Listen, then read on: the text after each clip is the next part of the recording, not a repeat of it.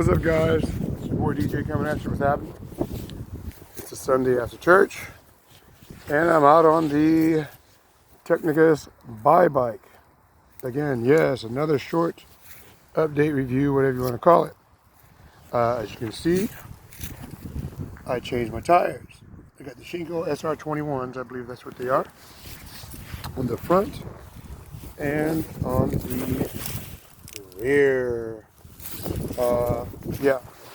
Also, too, I updated my chain. I got a real quality chain on there, like maybe $30, $25. Because, why did I upgrade my chain? Because the stock chain broke. So, when they start getting these, you guys start buying these Bye Bikes, you might want to upgrade your chain to a real strong chain. I jumped off the curb a little bit and then the chain kind of broke on me. And that's really not to put down to the chain, because this bike was heavily restricted. Heavily restricted, where it wouldn't have given that kind of torque to the chain unless it be de-restricted, which I have done. So yeah, when you get your Bye Bike from DOS Cycles, they'll be getting them in soon. Blake's working on that from what I hear. You might want to upgrade the chain. Okay, about the Bye Bike. Guys, I got a confession. I am falling more in love with this bike. The more I ride it, the more I have it, the more I appreciate the two-stroke engine, the small engine, smaller engine, than four strokes. Very light, which enables you a person to have a super light motorcycle or scooter. So this, like I said, this thing only weighs 147 pounds dry. So probably about 158, 160 pounds wet. But anyway, yeah, man, I really like it a lot.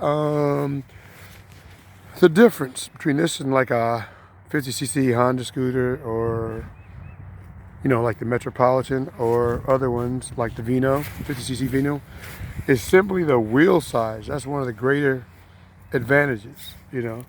This thing rides, again, I have to say it, it rides like a motorcycle. It does not feel like a scooter. It rides like a regular lightweight motorcycle. It is. I did some off-roading with it last night. As you can see, it's dirty, muddy a little bit. That's cool. That's why I got it. And yeah, man, I'm having a good time riding this little thing. Yeah, it doesn't get the speeds that I want yet. Maybe somebody can give me a good suggestion. Let me tell you what I've done. I've de-restricted it, as far as the exhaust system. That's the main de-restriction that I've done to the bike. As you can see, I got the Tecnigas aftermarket exhaust on there. Does good, gave me more torque. I get to the top speed faster. Goes a little bit faster. Goes about, the fastest again that I've had it up to, I've said it in past videos, is 38 miles an hour. 38.2, something like that, by my GPS. And that was with, I believe it was with a 70 sized Jet. This bike actually came, just to show you how restricted it was. It was like a size 52 or 58 Jet in this thing. Yeah. So it was really restricted for Slovenia. I got this bike from New York, from two-stroke, second-stroke mopeds. Yeah, got it brand new. Only had like 32 miles on it, so I'm learning about it. I'm learning. But the main advantage, one of the main advantages to this bike, to me, that makes it so good is the suspension. You don't have to upgrade the suspension at all, and on top of that, you can adjust the tension of the rear suspension. The front shocks do great. Again, I always compare this to my Grom in stock form.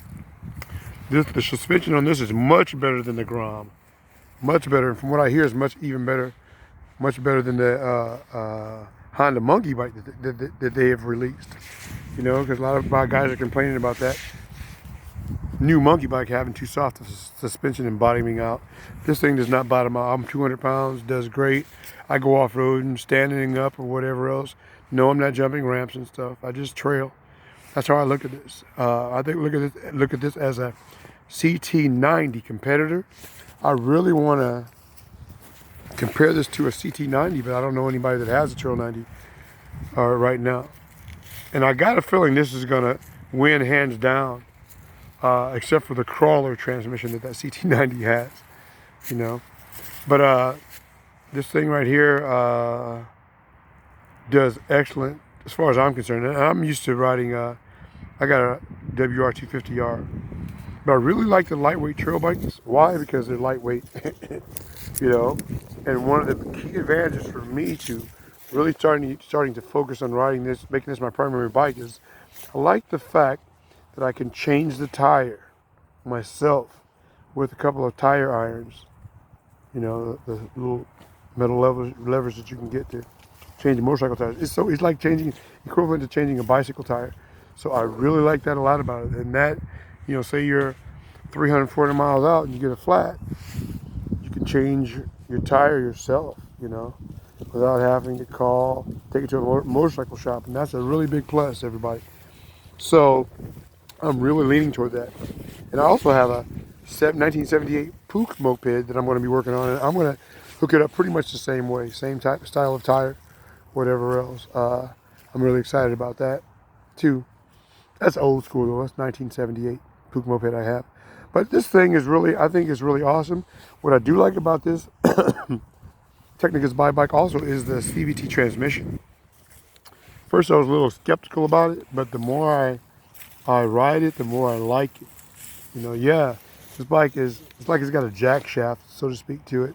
But the primary drive is actually CVT, like a Honda scooter. It's got a CVT variator and clutch system back right under that cover there. Really neat, really clean look. Yeah, of course it's a carbureted bike, no fuel injection. So keep your air filter and your carburetor clean. Keep some good additive to your carburetor to keep it running good. But yeah, I'm still going to try to get, you know, maybe this, I'm probably going to switch the jet back to a 70. Because I did obtain 38 mile an hour with the 70 jet. Yeah, right now it's only hitting 34, 35 if I'm lucky. So, you know, yeah, 34, 35 if I'm lucky. So, anybody got any good jetting suggestions? I'm willing to listen to see what you might have to say. But right now, I'm very happy with it. I think it looks really cool. Also, the Bye Bike with that seat, a little short seat, makes it look really cool. Makes it resemble the new Honda CT125 that they're hopefully coming out with. This could possibly be a competitor with that because of the low price that you'll pay. You know, and it wouldn't even surprise me if the suspension on this is better than that Honda CT125 that they're coming out with. You know, I don't know why Honda does that. You know, they'll come out with a bike and the suspension will be inadequate. But this suspension on this thing is awesome. Totally awesome. My starter did go out on me after like 3 weeks. I don't know why. I've called a major scooter distributor here, or seller here in the U.S., and they told me it's probably just my starter button needs to be replaced. So I'm going to try to work on that and see what's going on. Other than that, the engine's very reliable. I have to use just my kickstart for now till I take time to fix that starter. The engine starts up first, second kick every time, even in extremely cold weather. I really like that. I think I'm starting to become a two-stroke guy. I really starting to like the two strokes. Also, I got something kind of cool. I've shared this before in my videos. Let me see if I can find my keys. Let me get my key here. There's something you guys might want to do. This is what I do. All right. We only know this thing has like a 1 point something 2-gallon tank. This is what I do, guys. You can get this at Walmart for like 10 bucks. Just sharing information here. Right there. There you go. There it is. This gas can right here. This gas can right here does not leak fuel. It holds 1 gallon of fuel. 1 gallon. So what I do is when I go adventure riding, I always make sure I have that full of gas and I leave it in the back of my box there. So that's my extra fuel in case I run out of fuel. So yeah, also I recommend AMSOIL. I'm using AMSOIL synthetic, 2-stroke synthetic. So yeah, this is really a cool Bye Bike is really dope. I like it a lot. I really like the seat. But yeah, gasoline goes here, as you can see. Gasoline. And then my 2-stroke AMS oil goes here, which is going to be full. Oh yeah, baby. 2-stroke AMS oil. Right in there. My registration and everything up in there. So yeah, I'm doing real good. Really, really, really, really, really good. So, the Bye Bike, yeah, man. And also, this bike is great for utilitarian use. Those of you that want to use it as a delivery bike and haul things around, it would be good for that because it has an outstanding rack, as you can see. Let me hang on, guys. That's it. Check that out. Has a nice rack on the back of it. Is low, lower, quite low to the ground. Very stable. It's kind of really, the rack is really attached to the frame, so it's like just part of the frame, so it's really sturdy. So that's another big plus to having having the Bye Bike. The bike rack is very well constructed. Like I said, it's part of the chassis almost, part of the frame, which is really nice. So just want to give you guys a little update on the Bye Bike. I have to confess I'm liking it more and more. I just want to, I want the 45, this engine to do what a 2-stroke engine is supposed to do. Maybe it is, I hear people saying, oh, a 4-stroke should go, or this engine should be able to do 50 miles an hour. I don't see it. I don't know how. The fastest I had it up to was 38. I don't know how in the world. And I'm not going to modify the head or anything. I'm going to leave it just as is. And if it's only supposed to do 35, 36 miles an hour, or 38, that's good. But I keep hearing these stories about them doing 45, 50 miles an hour, so kind of got that in my head. But yeah, there you go, guys. Just figured I'd do a little short video on the Bye Bike. Let you guys know it's going good. Again, this is my luggage right here, my backpack. That's a good thing to do. Works out real well. Just a good basic bag. It's just an average. That's just a $10 backpack from Walmart. I strapped that bad boy in there. I can keep tools or whatever else in there, guys. Just don't keep nothing too valuable in there because, anybody can steal from it. But anyway, there you go. Tecnigas Bye Bike, March 1st, 2020. I have to give it a thumbs up. Not the perfect bike, but it's very well built, guys. The suspension is awesome. You don't have to change the suspension. Like I said, I have a ground. Suspension wasn't very good. It was diving like crazy. This thing handles great off-road, I think. Again, I'm just trail riding off-road. I'm not trying to jump ramps and stuff, but it does good.